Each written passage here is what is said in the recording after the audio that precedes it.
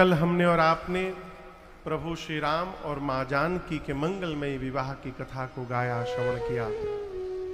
भगवान विवाह के उपरांत श्री धाम अयोध्या वापस आए और आज हम और आप श्री अयोध्या कांड की कथा में प्रवेश करेंगे, ठीक ना।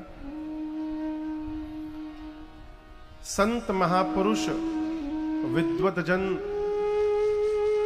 पूर्वाचार्य सब कहते हैं कि यदि श्री रामचरित मानस को समझना है तो बाल कांड का प्रारंभ, अयोध्या कांड का मध्य और उत्तर कांड का अंत समझिए। बाल का प्रारंभ मानस सर जो प्रसंग है,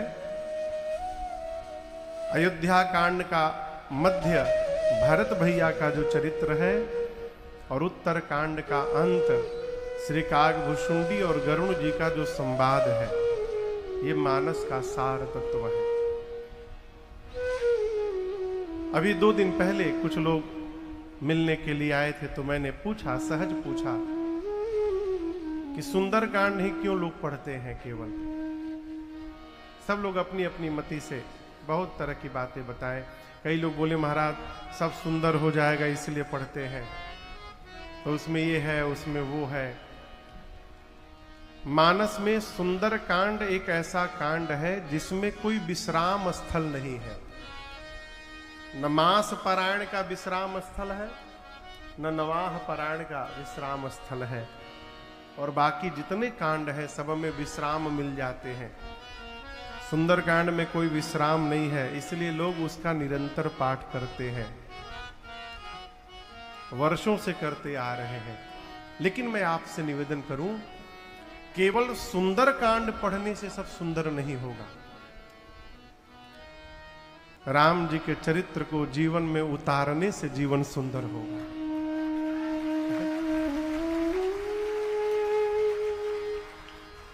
अयोध्या कांड को महापुरुषों ने मनुष्य के जीवन की युवा अवस्था बताया है। युवा अवस्था समझते हैं ना, जवानी। बचपन में मन अपने बस में नहीं रहता, जीव बच्चा चंचल रहता है। कभी इधर कूद के बैठेगा, कभी उधर कूद के जाएगा, कभी इधर आएगा, कभी उधर जाएगा।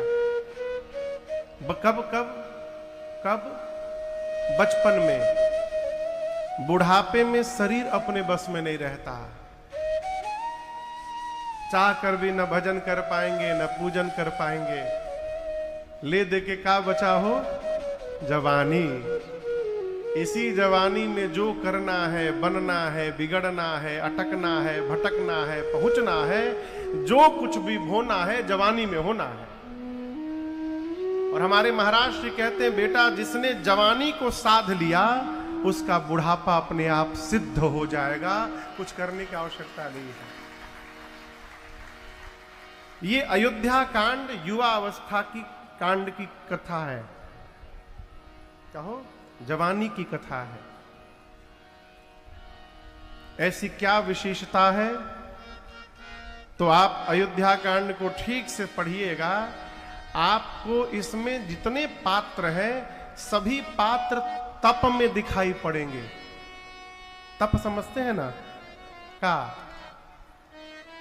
तप मतलब का, लकड़ी जला के और आगी तापे, कहे महाराज हम तप ही रहे हैं।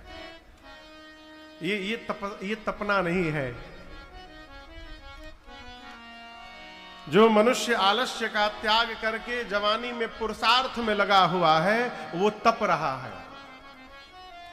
जो अपने कर्तव्य पथ पर अग्रसर है वो तप रहा है।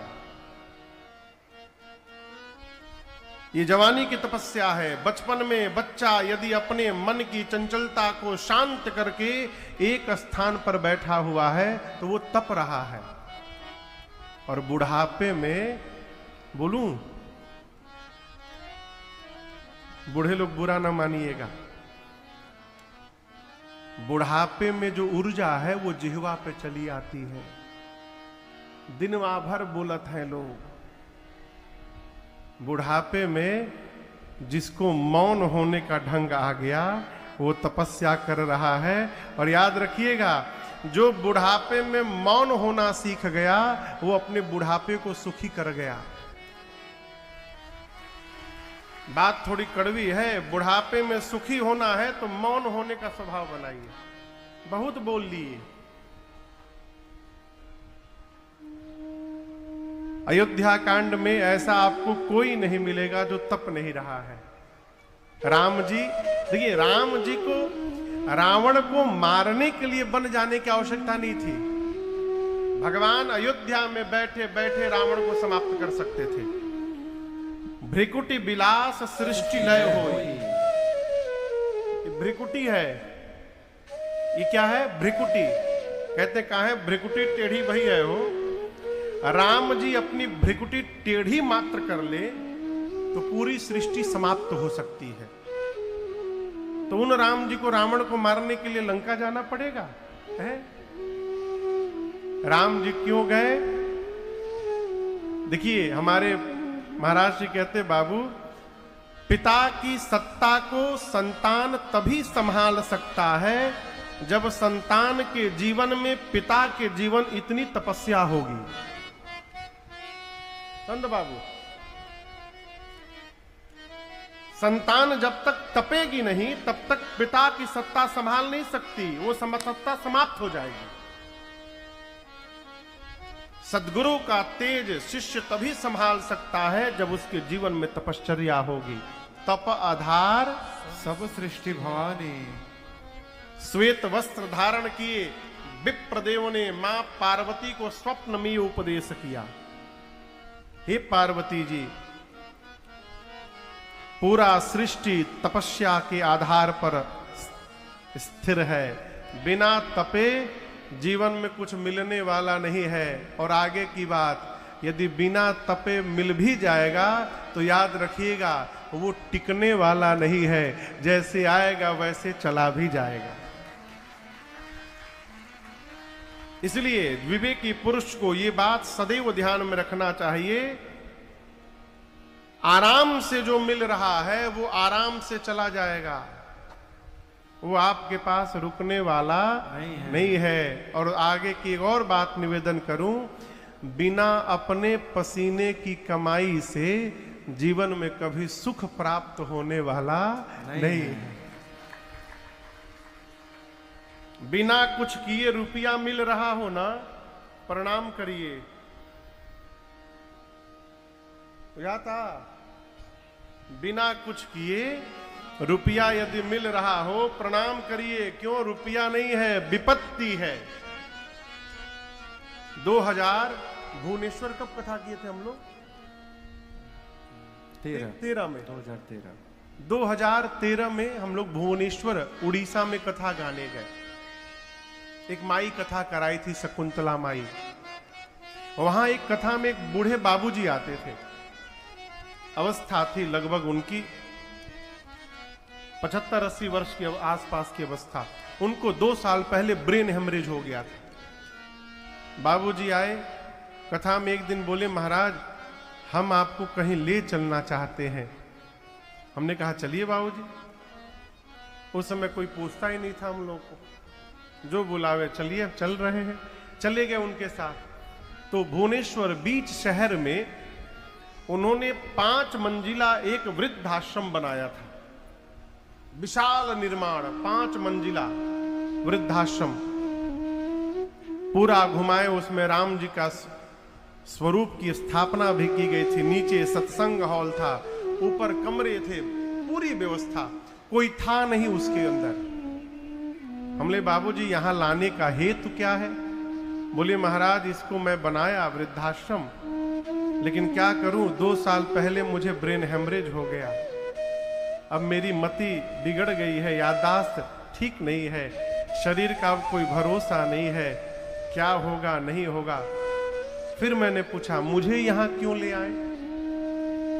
बोले महाराज मेरा एक बेटा है, अब वो परम आवारा है, गलत संगति है। मुझे अब इस संपत्ति की चिंता हो रही है, इस परमार्थ की चिंता हो रही है। यदि उसको सौंप दिया महाराज, 1 साल में बेच के समाप्त कर देगा इसको। फिर मैंने पूछा तुम मुझे क्यों लेके आए हैं? बोले महाराज हम चाहते हैं कि ये पूरी संपत्ति हम आपके नाम लिख दें, आप यहाँ आश्रम बना लीजिए। ये बात 2013 की है। वो करोड़ों की संपत्ति बीच शहर भुवनेश्वर में।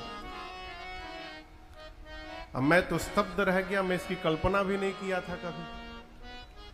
हमने कहा ठीक है बाबूजी हम बताएंगे आपको।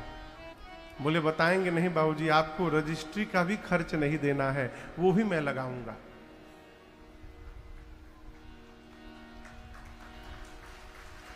आगे सुनिए, आगे सुनिए, आगे सुनिए, आगे सुनिए।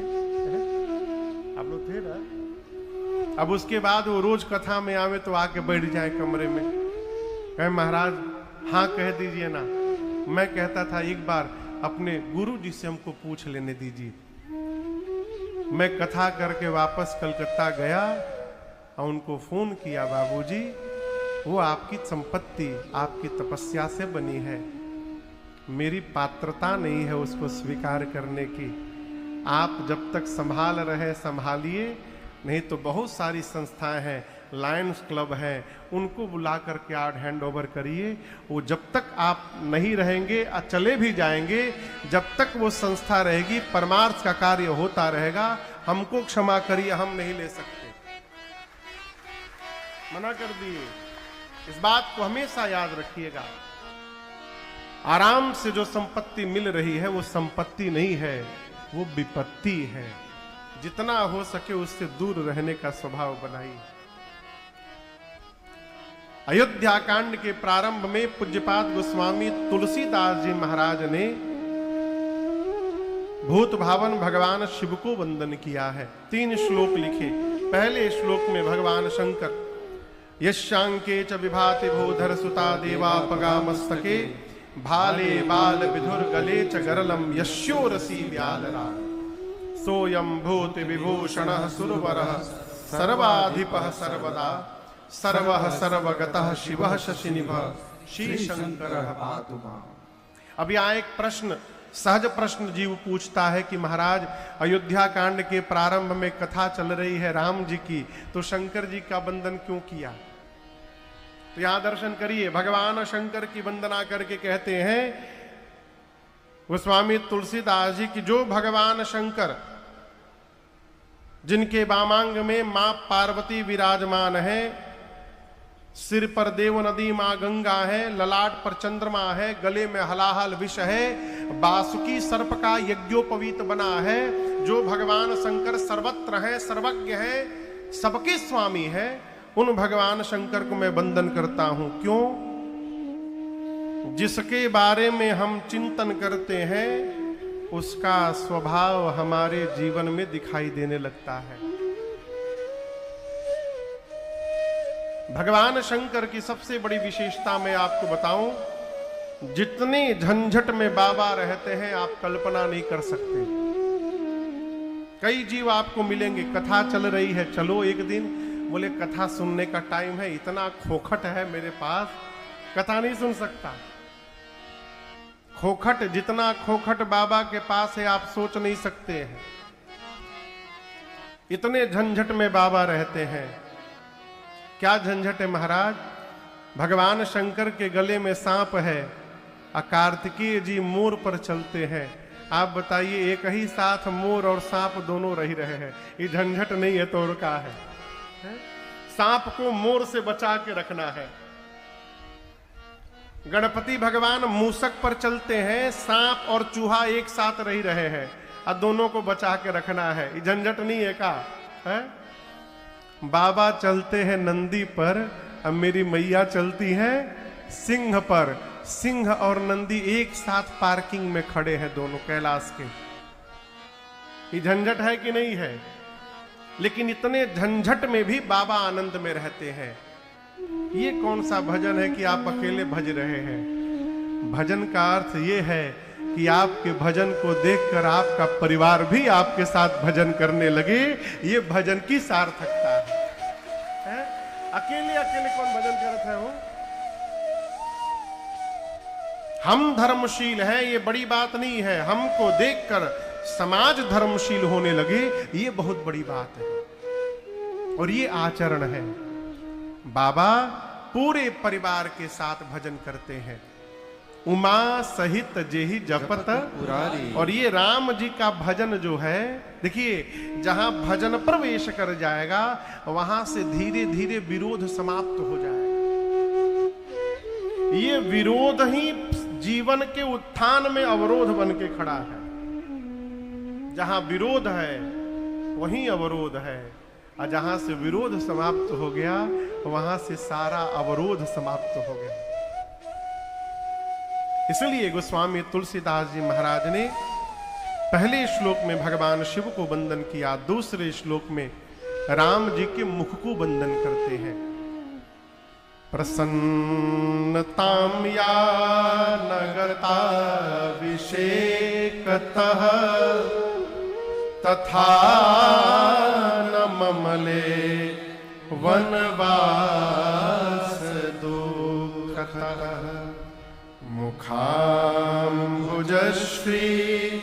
रघुनन्दनस्य मे सदास्तु सा मंजुलमंगलप्रदा। गोस्वामी जी कहते हैं भगवान का वो मुख जो रात में सुने कि प्रातः काल राजा बनना है तो प्रसन्न नहीं भय, अब प्रातः काल सुने कि राजा नहीं बनना है, वन में जाना है तो दुखी नहीं भय। क्या अद्भुत बात है। आज यदि आप किसी को कह दीजिए कि सवेरे आपके नाम सारी सत्ता की जाएगी, आप बोल कर गए नहीं तब तक फेसबुक पर पोस्ट हो गया। 1 घंटा में भूजा नियर छिटा जाएगा हो। भूजा जानते हैं ना, है? चारों तरफ पोस्ट शुरू हो जाएगा, रील बनना शुरू हो जाएगा। ये रील तो लील लिया है।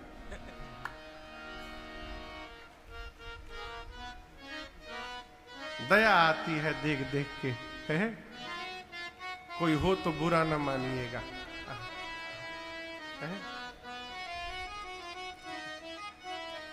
राम जी सुने कि रात्रि में सवेरे राजा बनना है, प्रसन्न नहीं भय।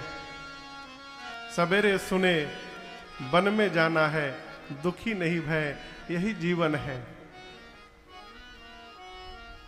गोस्वामी जी कहते हैं जो भगवान का मुख अपने भक्तों का मंगल करने के लिए सर्वकाल एक रस में बना रहता है। अच्छा आप बताऊं, आप भगवान के पास गए और आपको भगवान ने टेंशन में दिखाई पड़े,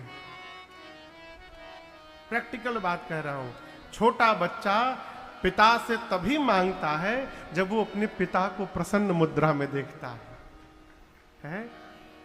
पिता की यदि आंखें चढ़ी हों तो लड़का जाएगा, चेहरा देख के चुपचाप चला आएगा, कुछ बोलेगा नहीं। उसी प्रकार भगवान सर्वकाल एक रस में रहते हैं, मंद मंद मुस्कुराते रहते हैं। समस्या भी आती है तो भगवान के चेहरे पर नहीं आती। क्यों? यदि चेहरा बिगड़ा हो, उसी समय कोई भक्त आ जाए कुछ मांगने, मेरे चेहरे को देखकर वापस चला जाएगा तो मेरा भक्त वंचित न हो जाए, इसलिए भगवान एक रस में बने रहते हैं। तो स्वामी जी कहते हैं भगवान का वो मुख सदैव भक्तों का मंगल मंजुल प्रदान करने वाला है। मैं उस मुख को बारंबार वंदन करता हूं। और तीसरा श्लोक अयोध्या कांड का, आप में से प्रायः कई लोगों को ये श्लोक स्मरण होगा। मेरे साथ गाइए, केवल गाइए नहीं, पीछे देखते भी जाइए। नीलांबुजश्यामल कोमलांगम सीता समारो पितबाम भागम पाणौ महासायक चारु चापम नमामि राम रघुवंशनाथम। गोस्वामी जी कहते हैं नील अंबुज के समान नीले रंग के कमल के समान जिसके श्यामल अंग है, नीलांबुज श्यामल कोमलांगम, जिनके बाम भाग में बाईं ओर सीता समारोपित बाम भागम, जिनके बाम भाग में जगत जननी मां श्री जानकी जी विराजमान है। पाणौ, पाणी मने हाथ, पाणौ मतलब दोनों हाथ में, महाशायक चारु चापम, एक हाथ में अमोघ बाण और दूसरे हाथ में सारंग धनुष विराजमान है। और हाथ में धनुष बाण लेकर सीता मैया के साथ जो राम जी रघुवंश के सिंहासन पर विराजमान है, उन राम जी को नमामि रामम रघुवंश नाथम, उन राम जी को मैं बारंबार नमन करता हूं, वंदन करता हूं। हमारे पूज्यपाद गुरुदेव भगवान कहते हैं, जो मनुष्य इस श्लोक को भी एक बार पढ़ लेता है, उसे उसी क्षण संपूर्ण श्री रामचरितमानस पढ़ने का फल प्राप्त हो जाता है। पूरे श्री रामचरितमानस का फल केवल एक श्लोक में। क्यों? इसी श्लोक में गोस्वामी जी ने 7 कांड लिख दिया। नीलांबुज श्यामल कोमलांगम, भगवान की बाल लीला पूरी हो गई। सीता समारोपित वाम भागम, वाम भाग में सीता मैया विराजमान है। श्री सीताराम विवाह संपन्न हो गया, बाल कांड पूरा। अयोध्या कांड में राम जी 14 साल के लिए वन निकले, हाथ में धनुष बाण लेके। पाणौ महाशायक चारु चापम, भगवान वन में निकले, रावण का संहार किए। अयोध्या कांड, अरण्य कांड, किष्किंधा कांड, सुंदर कांड, लंका कांड पूरा। रावण को मार करके अयोध्या वापस आए, मैया के साथ राज सिंहासन पर विराजमान हुए, भगवान का राज्याभिषेक हुआ। नमामि रामम रघुवंशनाथम, उत्तर कांड पूरा। एक श्लोक में गोस्वामी जी ने पूरे श्री रामचरितमानस का सारांश निचोड़ करके भर दिया। इसलिए इस श्लोक को रोज एक बार पढ़ने का स्वभाव बनाइए। 5 सेकेंड लगना है घड़ी से देख के, कितना?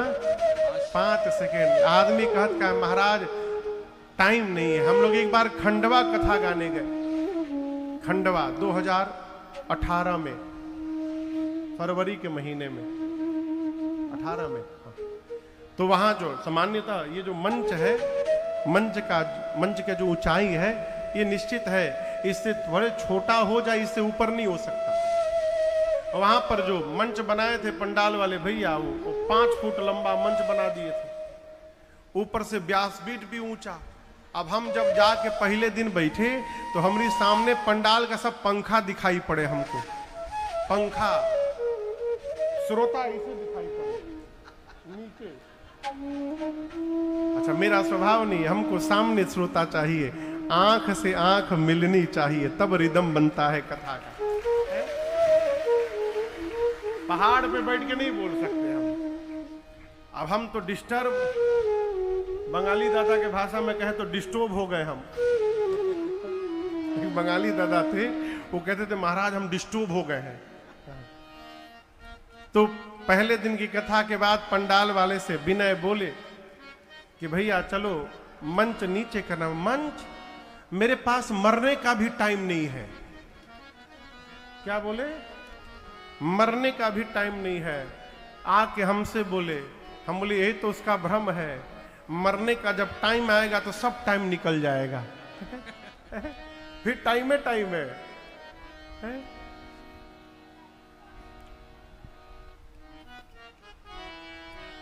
समय निकालिए, सब चल रहा है, ये भी चलेगा।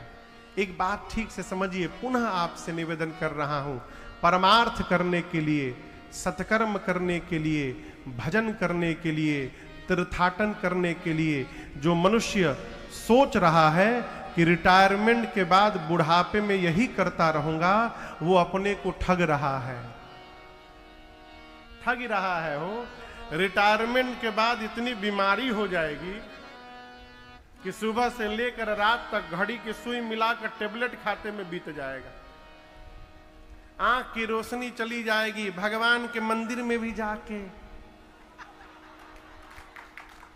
दिख नहीं रहा है वो है? घुटने में इतना दर्द हो जाएगा कि सीढ़ी नहीं चढ़ पाएंगे, अरे बहुत ऊपर है, हम तो चढ़ ही नहीं पाएंगे, यही जैसे प्रणाम प्रभु। एकदम प्रैक्टिकल कह रहा हूं आपसे। इसलिए जब तक शरीर के अंग व्यवस्थित हैं, जब तक शरीर में बल है, शक्ति है, जितना करना है कर जाइए, परमार्थ भी करिए, भजन भी करिए, सत्संग भी करिए, तीर्थाटन भी करिए, सब करिए। कब तक? जब तक समय है, शक्ति है। उसके बाद तो घर में बैठ के भजन करना है साहब, है?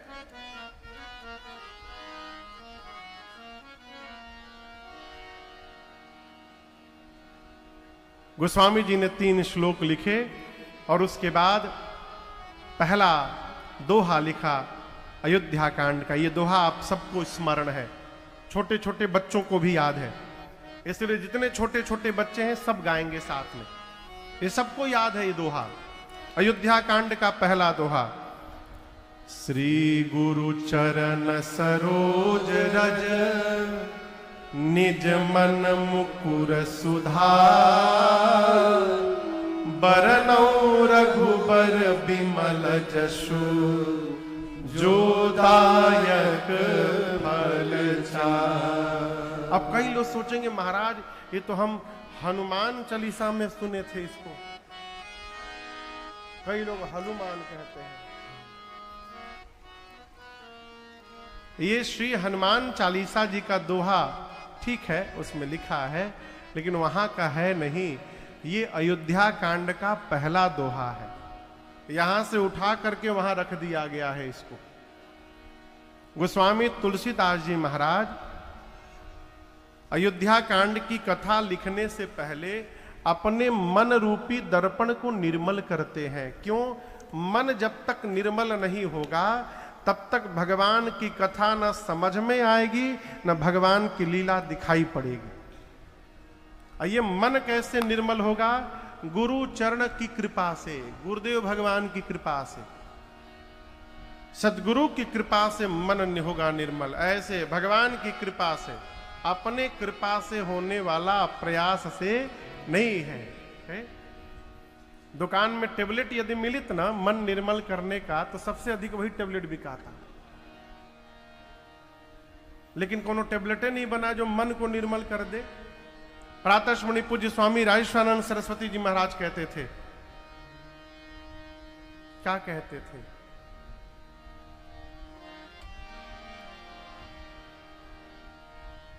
ये स्वामी जी का पद है,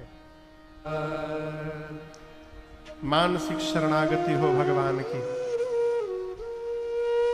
मानसिक शरणागति हो प्रभु, हम आपकी शरण में हैं। पूज्यपाद गोस्वामी तुलसीदास जी महाराज ने अपने गुरुदेव भगवान के चरण रज से मन रूपी दर्पण को निर्मल किया। कहते हैं, बरनौ रघुबर बिमल जस, जो दायक फल चार। अब जो मैं कथा गाने जा रहा हूं, ये कथा जीव को चारों पुरुषार्थ प्रदान करने वाला है। गोस्वामी तुलसीदास जी महाराज कथा प्रारंभ किए, कहते हैं, जबते राम ब्याहि घर आए, नित नव मंगल मोद बधाए। राम जी जिस दिन से विवाह करके आए हैं, उस दिन से श्रीधाम अवध में नित्य आनंद महोत्सव मनाया जा रहा है। नित्य नव मंगल। देखिए, आनंद में रहना भी ये स्वभाव है। कई लोग कुछ भी ना रहे ना तो प्रसन्न रहते हैं, और कई लोग सब कुछ होने के बाद भी रोते हुए दिखाई पड़ते हैं। जीवन तो काटना ही है, अब हमको डिसाइड करना है कि रो रो के काटना है कि नाचते नाचते काटना है, ये हमको डिसाइड करना है। कहो, आनंद कब बना रहेगा पता है? जब ये माना जाएगा कि जो प्राप्त है वो पर्याप्त है। जब ये मान लेंगे ना कि जो प्राप्त है वो पर्याप्त है, आनंद बना रहेगा। और जब तक नहीं मानिएगा, बटोरने के चक्कर में परेशान रहिएगा। कहो, हाँ? अयोध्या में नित्य आनंद महोत्सव चल रहा है। गोस्वामी जी कहते हैं कि सब विधि सब पुरलोग सुखारे, रामचंद्र मुखचंद निहारे। पूरी अयोध्या भगवान के मुख स्वरूप का दर्शन करके आनंद में है। अयोध्यावासी आनंद में रहने के साथ साथ नित्य भगवान शंकर से प्रार्थना करते हैं, प्रभु एक अभिलाषा मन की ओर है, आप कृपा करिए वो पूर्ण हो जाए। क्या? आप अछत, अछत मतलब रहते हुए, युवराज पद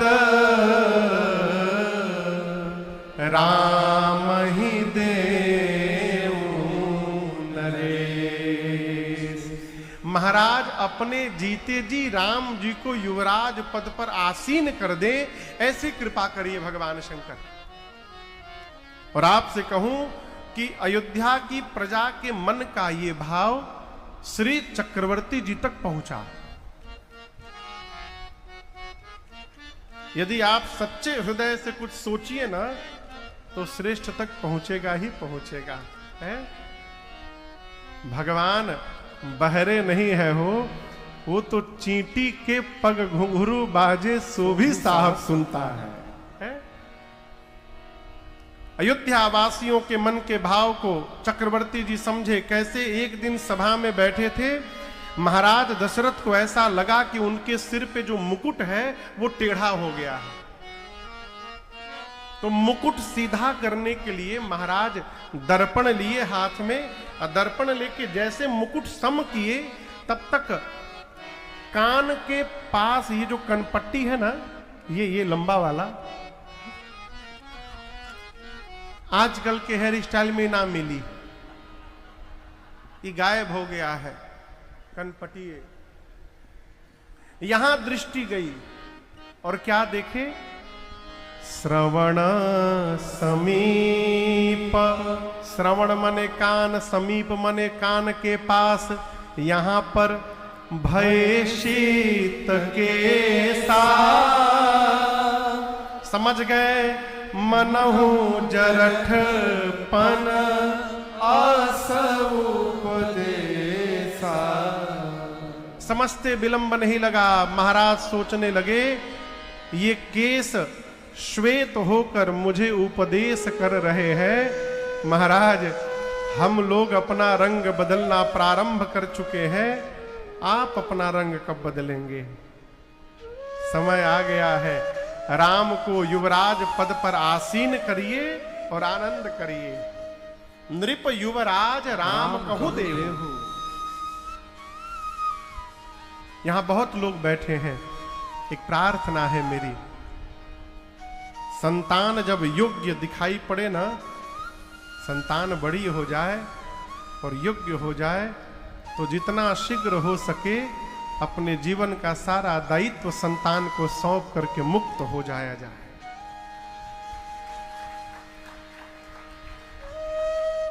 कई लोग इसलिए नहीं देते हैं, महाराज बर्बाद कर देगा।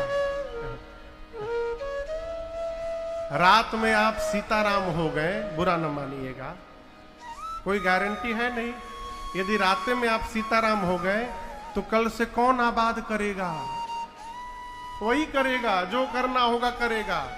यदि आपके सामने थोड़ा दाएं बाएं भी होगा तो संभाल करने के लिए आप रहेंगे, आप संभाल सकते हैं। आपके बाद कौन संभालेगा? हो संत भैया, संतान योग्य हो, सारा भार सौंप करके आपन तेज संहारो, आप मुक्त होइए। एक बात समझिएगा, मुक्त कोई करता नहीं है, मुक्त होना पड़ता है। और दूसरी बात, मरने उड़ने के बाद कोनो मुक्ति उक्ति नहीं मिलती। ये भ्रम है कि मरने के बाद मुक्ति मिलेगी। मरने के बाद खाली एक ठे कार्यक्रम होता है, तेरा ही, बस और कुछ नहीं। जो जीते जी मुक्त नहीं हो पा रहा है, मरने के बाद खाक मुक्त होगा। प्राण निकल रहा है, चाबी छूट नहीं रही है। वो कौन मुक्ति पाएंगे आप बताइए। एक आदमी के प्राण निकलने वाले थे, उसके 3 बेटे, खाट पर मरण शैया पर पड़ा है, खाट पर। अब प्राण निकले कि तब निकले। पूरा परिवार घेर करके खड़ा है, बाबूजी बाबूजी बाबूजी। बोला, बड़ा बेटा कहाँ है? सिर के पास से आवाज आई, बाबूजी मैं सिर के पास खड़ा हूं। ओह ठीक है। मझला बेटा कहाँ है? बाबूजी मैं दाहिने हाथ के पास खड़ा हूं। छोटा बेटा कहाँ है? बाबूजी मैं पांव के पास खड़ा हूं। तब बोला, तुम तीनों यहीं पर खड़े हो, दुकान में कौन बैठा है? अब सोचिए, मर के कौन मुक्ति लेंगे? प्राण निकलते समय भी दुकान नहीं छूट रहा है, तो कौन मुक्ति पाएंगे? इसलिए प्रयास करिए, संतान योग्य हो सौंपिए और मुक्त होइए। भजन में लगिए, परमार्थ में लगिए। है अमृत पी के नहीं आए हैं कि आप ही संभालते रहिएगा। और देखिए, जो बहुत संभालता है ना, घरवा वाले फिर उसको संभाल देते हैं। जैसे महाराज ने ये देखा, मन में भाव आया कि राम को युवराज पद पर आसीन किया जाए। पहुंचे गुरु जी के पास और जाकर कहे, गुरुदेव मेरे राम सब प्रकार से योग्य हो गए हैं, सब राम की प्रशंसा करते हैं। हम चाहते हैं गुरुदेव बाद में सोच न करना पड़े, शरीर रहेगा कि नहीं रहेगा, कहीं पश्चाताप न हो बाद में। इसलिए गुरुदेव आप ऐसा एक मुहूर्त बता दें मुझे, जिस मुहूर्त पर मैं राम का अभिषेक कर देना चाहता हूं। अब दर्शन करिए, गुरु जी त्रिकालदर्शी हैं, जानते हैं कि जो मुहूर्त पूछ रहे हैं महाराज, ये मुहूर्त तो 14 वर्ष बाद आने वाली है। कैसे बोले कि 14 वर्ष बाद मुहूर्त है? गुरु जी मन में सोचे, यदि मेरी बात मानकर आज इसी समय राम जी का यदि अभिषेक हो गया, तो हो सकता है कि विधाता की जो रचना है बीच में वो बदल जाए। तो गुरु जी ने कहा, महाराज मुहूर्त न पूछिए, बेगी। बेगी मतलब तुरंत। बेगी विलंब न करिय नृप, साजिय सबुई समाज। सुदिन सुमंगल तब ही जब राम होहि जुवराज। तुरंत करिए महाराज, क्षण मात्र का भी विलंब न करिए, शीघ्र करिए। क्यों? मुहूर्त होगा तो राम का अभिषेक होगा, ऐसा नहीं है। आप जिस समय राम का अभिषेक कर देंगे, वही समय श्रेष्ठ मुहूर्त में परिवर्तित हो जाएगा। इसलिए तुरंत करिए, बेग करिए महाराज। चक्रवर्ती जी महाराज प्रणाम करके चले, सोचे गुरुदेव तो ठीक ही कह रहे हैं, परंतु मैं आज नहीं करूंगा। अब कल प्रातः काल सूर्य नारायण जब उदित होंगे तो इस सूर्य वंश के सिंहासन पर राम का अभिषेक होगा। कब होगा? कल प्रातः काल। और इसी कल ने महाराज को बेकल बना दिया, उनके जीवन में आया ही नहीं ये कल। संध्या बेला में चक्रवर्ती जी महाराज ने, इधर तैयारी होने लगी, कल प्रातः काल राम जी युवराज बनेंगे, राम जी को भी पता नहीं है। संध्या बेला में गुरुदेव भगवान के पास पुनः जाकर दशरथ जी ने कहा कि मैं चाहता हूं गुरुजी, रात्रि में राम को आज किन किन नियमों का पालन करना है, आप राम को उपदेश कर देते। गुरु जी गए राम जी के पास, राम जी ने द्वार पर गुरुदेव भगवान को देखा तो मेरी माँ सीता मैया के साथ जाकर चरणों में दंडवत किया है, महल में लेकर गए, बिठाए, पूजन किया है और पूजन करके कहा गुरुदेव आप सेवक के घर में आ गए, आपने मेरा मंगल कर दिया गुरुजी। सेवक सदन, ये महामंत्र है।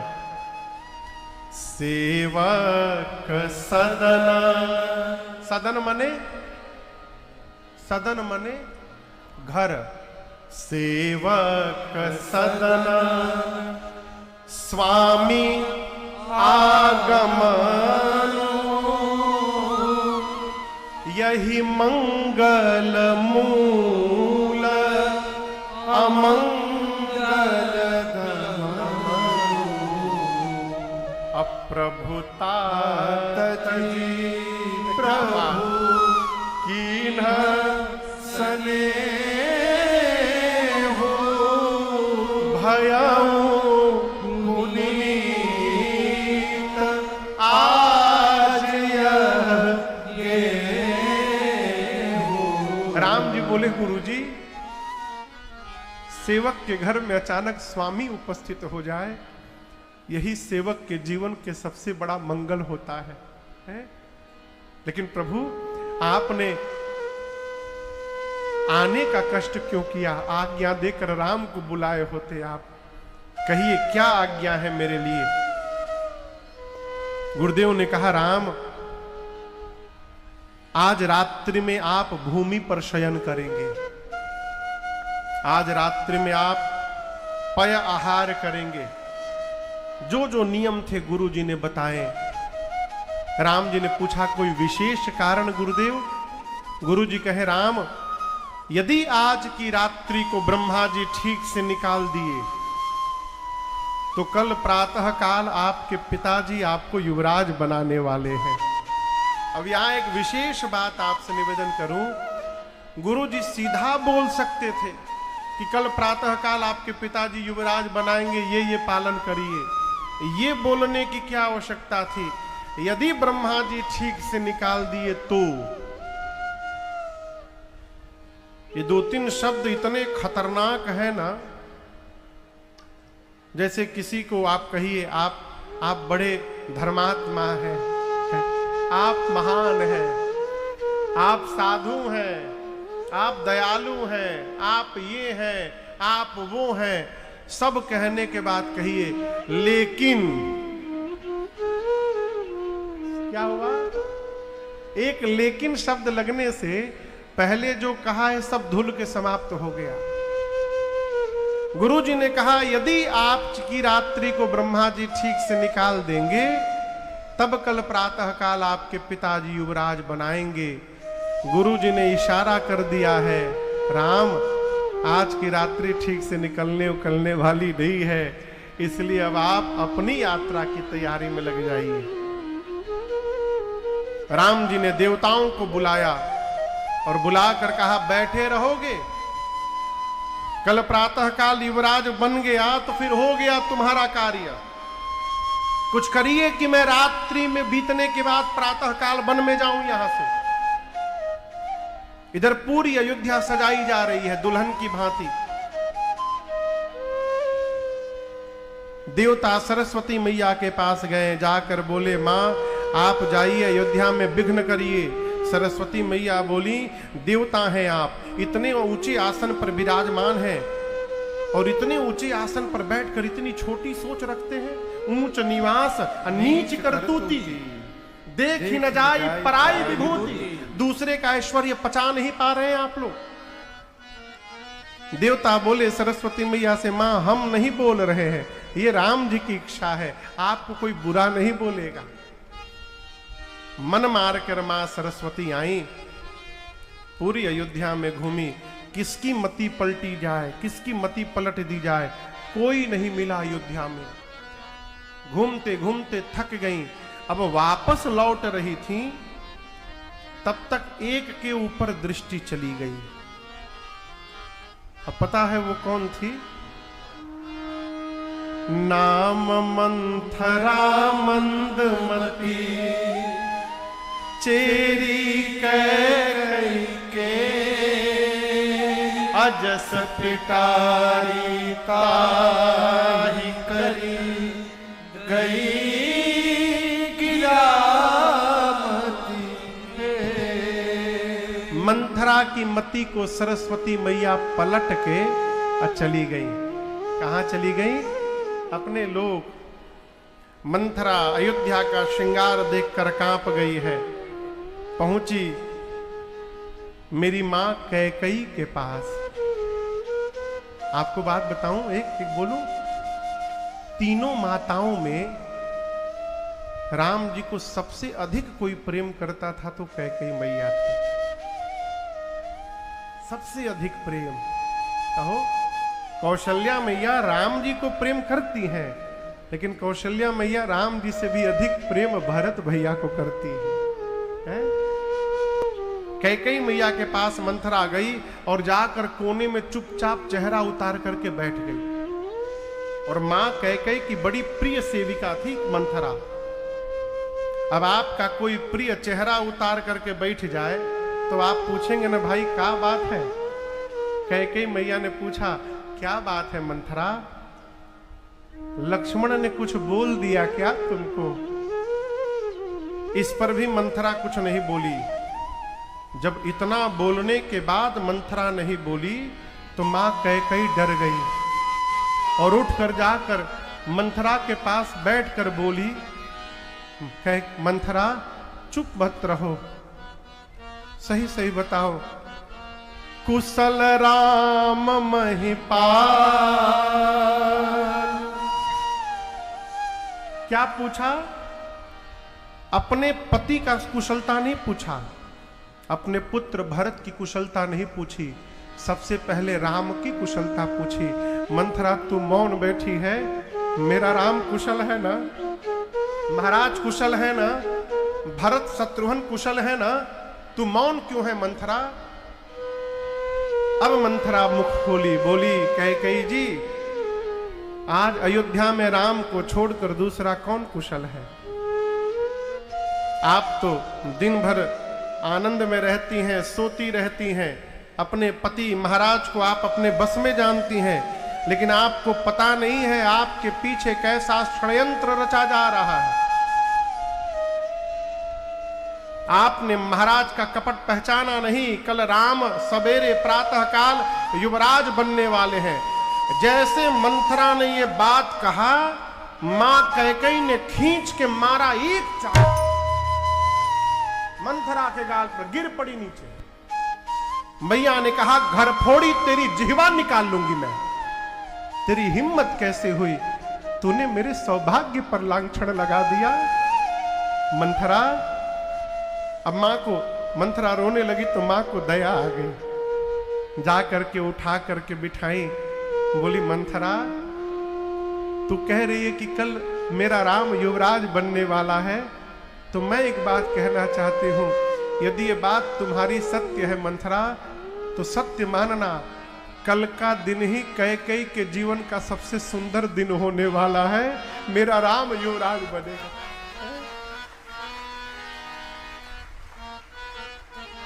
तुझे पता नहीं है मंथरा, मैं रोज ब्रह्मा जी से प्रार्थना करती हूं, ब्रह्मा जी अगली बार जब जन्म दीजिएगा ना, तो एक कृपा और करिएगा, राम को मेरी कोख से जन्म दीजिएगा और सीता को मेरी बहू बना करके भेजिएगा। मेरे इतने प्रिय राम के अभिषेक होने पर तेरे मन में क्षोभ है? क्या कारण है? मुझे सत्य सत्य बता। मंथरा प्रपंच शुरू की। अब बोली, मैं नहीं बोलूंगी। एक बार बोलने गई तो आप मेरी जिह्वा काट रही थी। मेरे मुख में दो जिह्वा नहीं है कि मैं दोबारा बोलने जाऊंगी। अरे राम राजा बने चाहे भरत राजा बने, छोड़ दिया बीज। राम राजा बने चाहे भरत राजा बने, उससे मुझे क्या लाभ होगा? मैं दासी छोड़ के रानी थोड़ी बन जाऊंगी, लेकिन मैं आपकी सेविका हूं। मुझसे आपका आने वाला विपत्ति देखा नहीं गया, इसलिए मैं बोल पड़ी। अब मैं बोलूंगी नहीं, मैं भी ठकुर सुहाती कहूंगी, जो आपको अच्छा लगेगा वही बोलूंगी। कह मैया बोली नहीं, सत्य सत्य बताओ। मंथरा ने कहा आपको पता नहीं है आपके पीछे का षड्यंत्र। कौशल्या जी ने भरत को, शत्रुघ्न को आपके मैके भिजवा करके और भीतर भीतर राम को राजा बनाने का षड्यंत्र रचा है। शंकर की सौगंध लेकर कहती हूं, मंथरा ने कहा झूठ बोल गई। 15 दिन से रचना बन रही है। भयउ पाख दिन सजत समाज। यदि मन में कपट नहीं था तो आपसे आज तक आपको क्यों नहीं बताया गया? इतनी बड़ी बात एक दासी के मुख से रानी को पता चलनी चाहिए। यदि कपट नहीं होता तो महाराज ने आज तक आपको क्यों नहीं बताया? 15 दिन से प्लानिंग हो रही है। मां कैकेयी सन्न रह गई है। और इसके बाद तो मंथरा ने सैकड़ों सौतों की कथाओं को सुनाया। ऐसा हो गया था, वैसा हो गया था। मां कैकेयी ऐसा ही अवसर ढूंढ रही थी। आपसे मैं निवेदन कर दूं, मां कैकेयी ने जो भी किया राम जी के कहने पे किया है। राम जी ने बचपन में बोल रखा है, मां तू मुझे प्रेम करती है ना, तो जब पिताजी मुझे राजा बनाने की रचना बनावे तो किसी तरह मुझे वन की ओर भेजना। जब तक मैं वन नहीं जाऊंगा तुम्हारे राम का कार्य कभी पूर्ण नहीं हो सकता। मां कैकेयी बोली, मंथरा बताओ मैं क्या करूं? तुम कहोगी तो मैं कुएं में कूद जाऊंगी। मंथरा ने कहा कहीं नहीं कूदना है, कोप भवन में जाकर बैठिए और महाराज से 2 वरदान मांग, महाराज से वरदान मांग लीजिए। राम के लिए, अपने पुत्र के लिए सत्ता, भरत के लिए और राम के लिए वनवास। लेकिन सावधान, जब तक महाराज राम की सौगंध न ले ले तब तक न बोलिएगा। कैकेयी मैया आभूषणों का त्याग करके और जा करके उदास मन से कोप भवन में विराजमान हो गई। पूरी रचना बनाकर सायंकाल महाराज सोचे कि चलकर ये सूचना सबसे पहले कैकेयी को बताता हूं मैं। मां कैकेयी के भवन में गए। गोस्वामी जी कहते हैं कि जब सुने महाराज की मां कैकेयी कोप भवन में है, महाराज सूख गए। कोप भवन सुनि सकुचेउ राउ। जाकर देखे तो मां कैकेयी धरा पर बैठी हुई है। महाराज ने कहा, रे कैकेयी क्या हो गया, ऐसे क्यों बैठी हो, क्यों उदास हो? अरे प्रसन्न हो जाओ कैकेयी, तुम्हारे मन का होने वाला है कल मैं प्रातः काल राम को युवराज बनाने वाला हूं। मैं बहुत प्रसन्न हूं। मांगो क्या चाहिए, जो मांगोगी दो दूंगा। कैकेयी मैया बोली, मांगो मांगो करते हैं, 2 वरदान आज तक मेरे आपके पास पड़े हुए हैं, आज तक आपने नहीं दिया। महाराज बोले 2 क्या 4 मांग लो। मां बोली 4 नहीं, मुझे 2 ही चाहिए। महाराज ने कह दिया, मैं राम की सौगंध लेकर कहता हूं कैकेयी, जो मांगोगी दूंगा। रघुकुल रीति सदा चलिया,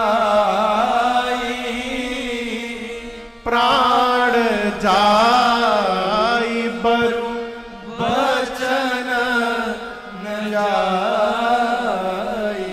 मैं राम की सौगंध लेकर कहता हूं कैकेयी, जो मांगिएगा दूंगा। अब मां कैकेयी ने मुख खोला, कहा मेरा पहला वरदान है, सुनहु प्राण प्रिय भावत जी का, देहु एक बर भरत ही टीका। मां ने कहा कि मेरा पहला वरदान ये मैं मांग रही हूं कि आप राम के स्थान पर मेरे पुत्र भरत का तिलक करेंगे। स्वामी जी कहते हैं ये सुनते महाराज सूख गए, पूरा शरीर थर थर कांपने लगा। मन में सोचे अब दूसरा क्या मांगेगी, पहला ऐसा भयानक मांग ली, दूसरा क्या मांगेगी। दर्शन करिए, दूसरा वरदान मांगते समय मां कैकेयी का भी शरीर कांप रहा है। मेरी मैया हाथ को जोड़ ली, मांगऊं दूसर बर कर जोरी, पुरवहु नाथ मनोरथ मोरे। हे प्रभु, मैं हाथ जोड़कर मांग रही हूं, मेरी मनोकामना पूर्ण करिए। महाराज स्तब्ध मुख देख रहे हैं। कैकेयी मैया ने बोला, तापस वेश विशेष उदासी। मां ने जैसे कहा, तपस्वी का वेश बनाकर विशेष उदासीन व्रत का संकल्प लेकर। इतना सुनते महाराज मन में विचार किए, लगता है कैकेयी कहना चाहती है राम के स्थान पर भरत को राजा बनाकर महाराज आप सन्यासी का रूप बनाकर, तपस्वी का रूप बनाकर अब वन में चले जाइए। महाराज मन ही मन तैयार हो गए। तब तक मां ने कहा, आप नहीं, 14 बरिस राम बनवासी। 14 वर्ष के लिए राम को वन में भेज दीजिए। वो स्वामी तुलसीदास जी महाराज कह रहे हैं, जिस प्रकार बूढ़े हाथी के सामने सिंह आकर दहाड़ मार दे, सिंह की दहाड़ को सुनकर जिस प्रकार विद्ध गजराज हाथी कांप जाता है, मां की बातों को सुनकर महाराज कांप गए। बिजली गिरने के बाद जैसे ताड़ का वृक्ष धराशायी होकर धरती पर गिर पड़ता है, महाराज खड़े खड़े गिर पड़े। अपने हाथों से अपना केश पकड़कर नोचने लगे। कहे, कैकेयी तुमने अचल विपत्ति का बीज रोप दिया इस अयोध्या की मिट्टी में। महाराज कहते, कैकेयी ईश्वर की सौगंध लेकर कहता हूं, मैंने राम और भरत में कभी अंतर नहीं देखा, दोनों मेरे दो नेत्र हैं। यदि तुम चाहती हो कि राम के स्थान पर भरत को राजा बना दूं, कुछ दिनों की मोहलत दे दो, भरत को बुलाकर मैं सिंहासन पर बिठाता हूं, मुझे कोई आपत्ति नहीं है। आपत्ति तो केवल एक बात से है, बर दूसर असमंजस मांगा। तुम्हारे दूसरे वरदान ने मुझे असमंजस में डाल दिया है। मेरे जिस राम की प्रशंसा उसके शत्रु भी करते हैं, जिस राम का स्वभाव शत्रु के भी विपरीत नहीं होता है, जासु स्वभाव अरिहु अनुकूला सो किम कीन मात प्रतिकूला। वो अपनी माता से प्रतिकूल कैसे हो गया। कैकेयी मैया ने कहा, रोइए मत, देना है तो दीजिए, नहीं तो मना कर दीजिए। महाराज बोले, देवी यदि राम बन गया तो मैं मर जाऊंगा। कैकेयी मैया बोली, मरना तय है। अब मेरी बात सुनिए, अब मरना तय है महाराज। मैं कहती हूं, होत प्रात मुनिवेश धरी जाओ न राम बन जाहि, मोर मरण राउर अजस नृप समुझिय मन माही। अब मरना तो निश्चित है, राम बन जाएगा तो आप मरेंगे, मुझे कलंक लगेगा, और नहीं यदि गया कल प्रातः काल तक तो मेरी सुनिए, फिर मैं मरूंगी और आपको कलंक लगेगा। महाराज मैं स्त्री हूं, घर के भीतर रहना है, कलंक यदि मुझे लग जाएगा तो कलंकी जीवन लेकर मैं घर के भीतर रह सकती हूं। यदि आपको कलंक लग गया तो कलंकी मुख लेकर समाज में कैसे जीवित रहिएगा। महाराज समझ गए कि कैकेयी यही चाहती है कि अब मैं न रहूं। पूरी रात उस कोप भवन में महाराज धरती पर पड़े रहे। दशा कैसी है जानते हैं? जैसे किसी पक्षी के दोनों पंख काट दिए जाएं और उसके बाद वो पक्षी उड़ना चाहे लेकिन उड़ ना पाए। रात भर महाराज कोप भवन में पड़े रहे और भगवान सूर्य नारायण से यही कहते हैं, हे प्रभु आप कल प्रातः काल आइएगा मत। क्यों? आप आइएगा तो इस वंश का सूर्य चला जाएगा छोड़ करके। प्रातः काल हुआ, प्रजा महल के बाहर आके खड़ी है, आपस में बात कर रहे हैं लोग। क्या हुआ है? सुबह अभिषेक है राम जी का। महाराज तो रोज सवेरे जल्दी उठ जाते हैं, आज इतना विलंब क्यों हो रहा है? सुमंत जी को बुलाकर भेजा गया, आप जाकर के पता लगाइए। सुमंत जी गए और जाकर महाराज की दशा देखे ना, विह्वल हो गए। बोले प्रभु आपकी ये गति। कैकेयी मैया ने कहा कि कुछ नहीं पता, रात भर रोए हैं, राम राम बोले हैं, क्या कारण है मुझे भी नहीं पता, राम को बुलाकर शीघ्र लाइए। सुमंत जी गए, राम जी को बोले। राम जी जिस रूप में थे, जिस वेश में, उसी वेश में दौड़ पड़े और पागलों की भांति राम जी को पिताजी के पास दौड़ते देख अयोध्या की प्रजा विलाप करने लगी। ये क्या देखने को मिल रहा है? राम जी गए और कोप भवन में पिताजी को देखे तो राम जी सन्न रह गए। राम जी मां कैकेयी से बोले, मां मोहि कहूं मात तात दुख का। मां पिताजी के दुख का कारण बताओ, आप बताओ, मैं तुरंत वो उपाय करके इनका दुख समाप्त करूंगा। कैकेयी मैया ने सब बता दिया राम जी को, सब, कि राम आप कहे थे ना कि आपको बन जाना है, लाला मैंने आपका सब काम बना दिया है। मैंने पिताजी से मांग लिया वरदान कि आपके जगह भरत को राजा बना दे और आपको 14 साल के लिए वन भेज दे। राम जी सुने तो नाचने लगे और आप दर्शन करिए, जो राम जी आते समय कैकेयी को माता बोले हैं, क्या बोले हैं? जोर से कहिए, माता।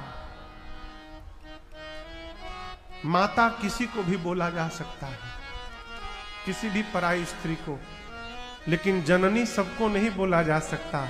जननी उसको कहते हैं जिसने जन्म दिया है। आते समय राम जी ने कैकेयी जी को माता कहा। राम जी कहते, मां, जो संतान अपने व्यवहार से अपने माता पिता को संतुष्ट कर दे, वो वो पुत्र संसार में दुर्लभ है। ब्रह्मा जी ने राम को अवसर दिया कि मैं पिताजी के वचनों को पूर्ण करूंगा, मेरा छोटा भाई भरत राजा बनेगा। मां, ब्रह्मा सब प्रकार मेरे अनुकूल हो गए, लेकिन इतनी सी बात के लिए पिताजी को इतना कष्ट, कहीं मेरे से कोई अपराध तो नहीं हो गया है? कैकेयी मैया बोली, तुम अपराध जोग नहीं ताता, आप में अपराध करने की कोई पात्रता नहीं। राम जी पिताजी से मिले और कहे, पिताजी आप चिंता ना करिए, कुछ दिनों की बात है, मैं यूं बन गया और वापस लौट कर आया। राम जी गए मां कौशल्या के पास। मां राम जी को देखी तो प्रसन्न हो गई, दुलार की, लाड़ लड़ाई। राम जी मां को बिठा करके कहे, मां आपको एक बात बताऊं? मां ने कहा, कहो। राम जी बोले, मां आपको पता नहीं है, पिताजी ने रात भर में धर्म का विचार कर लिया है। मां बोली, कैसे? राम जी पूछे, ये बताओ मां, अयोध्या बड़ी है कि जंगल बड़ा है? आप लोग कहिए, अयोध्या बड़ी है कि जंगल बड़ा है? मां बोली, जंगल। फिर राम जी पूछे, मां मैं बड़ा हूं कि भरत बड़ा है? माँ बोली तुम बड़े हो। राम जी बोले माँ, पिताजी ने धर्म का विचार कर लिया है, बड़े बेटे को जंगल का बड़ा राजा बना दिया है और छोटे बेटे भरत को अयोध्या का छोटा राजा बना दिया। राम जी ये नहीं बोले कि पिताजी ने मुझे वन दे दिया। राम जी क्या बोले? पिता दीन मोहि कानन राजू। कानन यानी वन, वन का राज्य सत्ता मुझे सौंप दिया है मां। ये कथा कहती है माई बाप, जीवन की स्थिति परिस्थिति हमको दुखी नहीं करती, जीवन की परिस्थिति को देखने का ढंग हमको दुखी करता है। हम किस दृष्टिकोण से उसको देख रहे हैं, राम जी के ये वचन मां के हृदय में बाण के समान लग गए। मां ने कहा, राम, एक संतान के जीवन का सबसे बड़ा धर्म यही है कि वो अपने पिता की आज्ञा का पालन करे, लेकिन मैं तुम्हारी मां हूं। मां का अधिकार पिता से भी अधिक होता है। मैं एक बात कहना चाहती हूं राम, केवल यदि तुम्हारे पिताजी ने तुमको बन जाने के लिए कहा है तो मैं कहती हूं तुम बन नहीं जाओगे, नहीं जाओगे बन। लेकिन राम, यदि पिताजी के साथ तुम्हारी मां कैकेयी ने भी यदि बन जाने के लिए कहा है पुत्र, तो मां की बात मानकर अवश्य वन में जाना लाल। तुम यदि मां की बात मानकर जाओगे तो वन ही अयोध्या बन जाएगा तुम्हारे लिए, है? कौन कहेगा आजकल ये बात, है? कौशल्या मैया कह रही है, जो केवल आयस पितु ताता, तो जनी जाहु जानी बड़ी माता, परंतु जो पितु मातु कहे बन जाना, तो कानन सतावन समाना। अवश्य बन जाना, फिर उस जंगल की बराबरी 100 अयोध्या मिलके नहीं कर सकते लाल, अवश्य चले जाना बन। राम जी प्रसन्न हो गए। उसी समय सीता मैया आ गई। कौन आ गया? कहिए। सीता मैया आकर प्रणाम करके बैठ गई। मन ही मन मां रो रही है। और आपसे एक बात पूछूं, दुख के समय में कौन याद आता है? हाँ, कहिए कहिए। मां।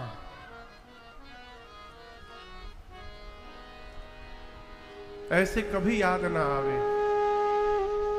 लेकिन जीवन में जब कष्ट आता है ना, तो उस समय केवल मां याद आती है। और सीता जी की मां कौन है? कहिए कहिए। धरती मैया। गोस्वामी जी कह रहे हैं कि सीता मैया बैठ के, सासू मैया है, पति है, बोल तो सकती नहीं है, इसलिए बैठ के अपने दाहिने पांव के अंगूठे के नाखून से सीता मैया धरती खुरेच रही है। और धरती खुरेच के मानो सीता मैया अपनी मां से बात कर रही है। मां, प्रभु बन जाने वाले हैं, जाना तो मेरा भी तय हो गया है। मां, प्रभु के साथ मेरा भी जाना निश्चित हो गया है। हाँ, क्या जाएगा ये निश्चित नहीं हुआ है, अभी जाना निश्चित हुआ है। कैसे? यदि ले करके जाएंगे तो उनके साथ मैं जाऊंगी, छोड़ करके यदि चले जाएंगे उनके साथ मेरा प्राण जाएगा। ये निश्चित है कि जाना है। अब देखना है कि मैं जा रही हूं कि मेरा प्राण जा रहा है, ये निश्चित नहीं है। मां कौशल्या मैया ने राम जी से कहा, राम, ये वही सीता है जिनको आज तक मैंने दिया की बाती को टारने के लिए भी नहीं बोला। ये वही सीता है, जब तक मैके में थी इनके पिता ने इनको कठोर धरती पर पांव नहीं रखने दिया। आपके साथ बन जाने के लिए यहां पर आई हैं। आप राम कहिए, मैं इनसे क्या कहूं? राम जी ने सीता मैया से कहा, हे किशोरी जी, आप सुकुमार हैं, आप वन के लायक नहीं हैं। वन में कंकड़ीले मार्ग हैं, घोर निशाचर है, पर्वत है, पहाड़ है, जंगल है, झाड़ है, आप कोमल हैं, आप वन के लायक नहीं हैं। जब भगवान इतनी बात बोले ना, तो मां ने सिर ऊपर उठा करके हाथ जोड़कर कहा, प्रभु आज्ञा हो तो एक बात मैं बोलूं। राम जी बोले, कहिए।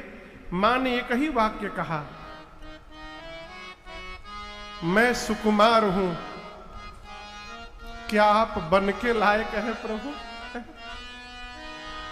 आपके लिए तपस्या उचित है और मेरे लिए घर में बैठकर भोग उचित है। प्रभु, एक स्त्री के साथ सारे संबंध हो, माता पिता सास ससुर भाई बहन बेटा बेटी हित नात सगे संबंधी सब हो,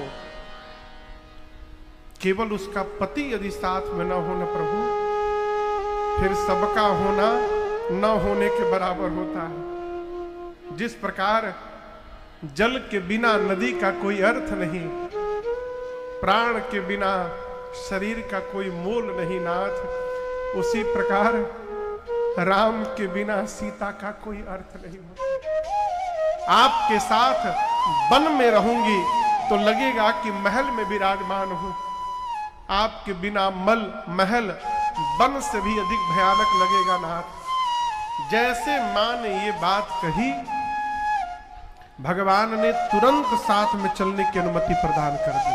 चलिए साथ में।